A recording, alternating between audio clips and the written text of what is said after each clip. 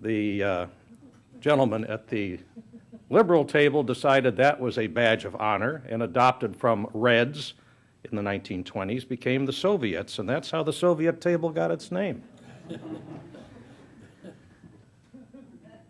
I've often been asked, what did I think, what are the highlights of the forums that I have observed?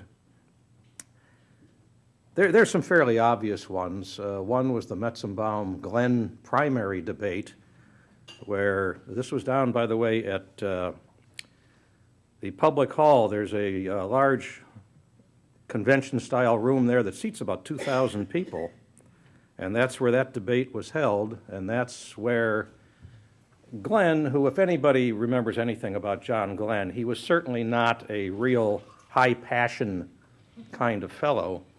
And Howard made the comment, you've never had to meet a payroll. And Glenn, it was just lying in wait for it. He had been well prepared.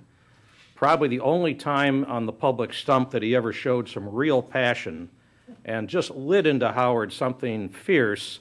No, I never did have to meet a payroll. I just had to lead men into combat, men who may never come back.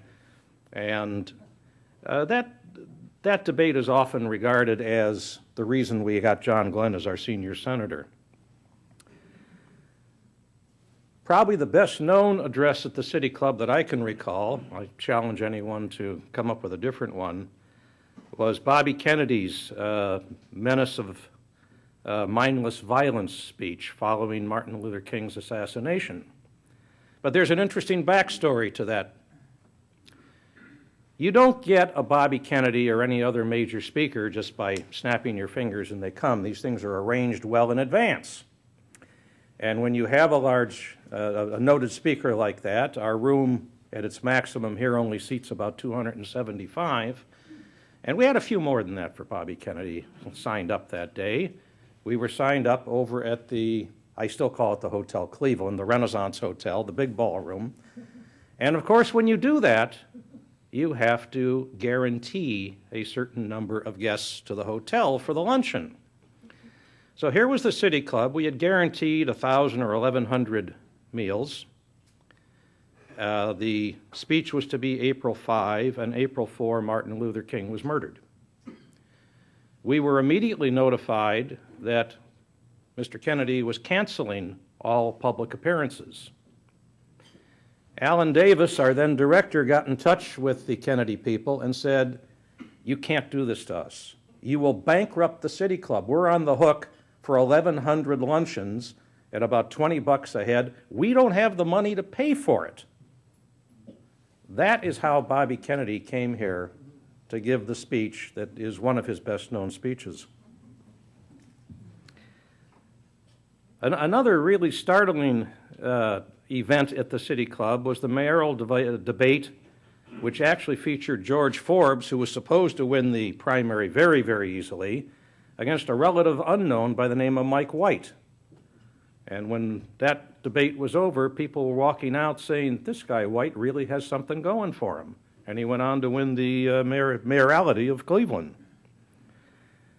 We've had some wonderful speeches here, just models of what a public speech should be.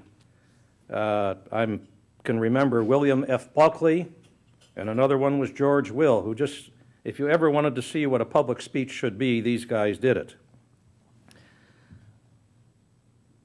We've had 3 sitting presidents appear at the City Club. Bruce Akers will certainly remember the first of those because it was President Reagan, and he got to introduce President Reagan.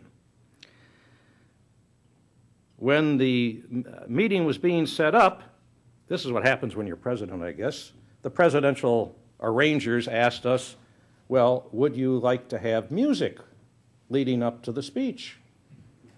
No cost to you. Really? Well, yeah, we're not going to turn down a freebie, of course not. And they flew in a band, I believe it was from Wright Pat, about a 20-piece band, and they played very lovely pre-dinner music, and Bruce had been warned. There is only one way you introduce the President of the United States, and that is you get up and say, ladies and gentlemen, May I present the President of the United States? And Bruce did that. What we didn't realize is immediately then the band goes into Hail to the Chief. And let me tell you, there is something very, very impressive about a military band playing Hail to the Chief, and there's the Chief standing in front of you. There were some other interesting features that Bruce will remember about that. He had to keep his legs under his seat. Now, on the podium, you have a courtesy curtain, or a modesty curtain in front of you. What you don't realize when the President of the United States is there is in back of that modesty curtain, there's armor plate. And I don't think anything less than a bazooka could pierce this thing. But in back of that armor plate, under the table, curled up, is a Secret Service agent. Now, why is a Secret Service agent there? Well, it's because if anything happens, his job is to tackle the president, knock him back off the stand. Behind the stand, they had mats, and in back of the mats, because there's a curtain in back of all this, is the presidential limousine pointed out, waiting to take the president to the hospital or wherever else it has to go. Little details that go into a presidential visit. We also had the first George Bush here. Much preferred him, I must confess, to the second. Sorry about that, Dick. Had to get it in. I think one of the more interesting presidential events, though, was when Bill Clinton was here. We were over the old Statler Hotel, and lots of people want to ask questions of the president. So that we didn't favor anybody, we did take a number out of a hat routine. Well, the guy who got number one was Martin Hoke, who some of you may remember was a Republican congressman in what is now Dennis Kucinich's district. So when the question period came, up pops Hoke, asked a very pointed political question. Clinton answered it very, very well. They went on with the rest of the program. The program is over. And first thing after the program, the president and our president, who was Steve Smith, used to be at that time dean of Cleveland State's Law School, had a need to relieve themselves.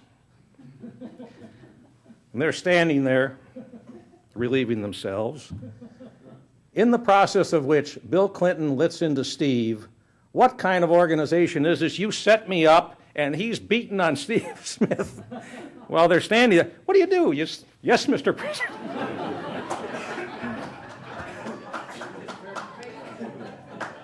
But, of course, my all-time favorite of speakers at the City Club, like Dick one day, I was called on at the last minute, would I moderate a program? Nobody else wanted to do it.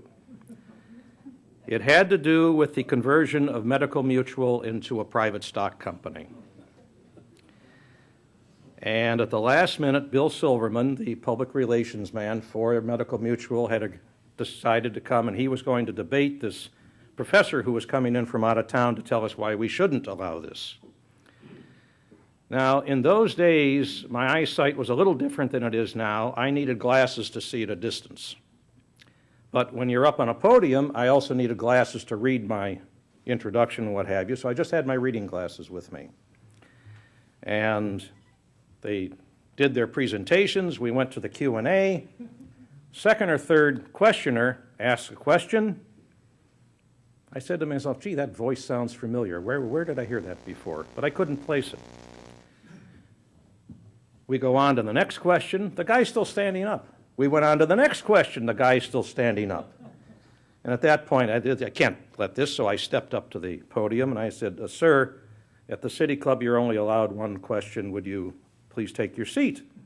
And he said, I didn't understand the rules, and he sat down. So I have the distinction, ladies and gentlemen, of being one of the few people in the world who ever told Mike Wallace to shut up and sit down.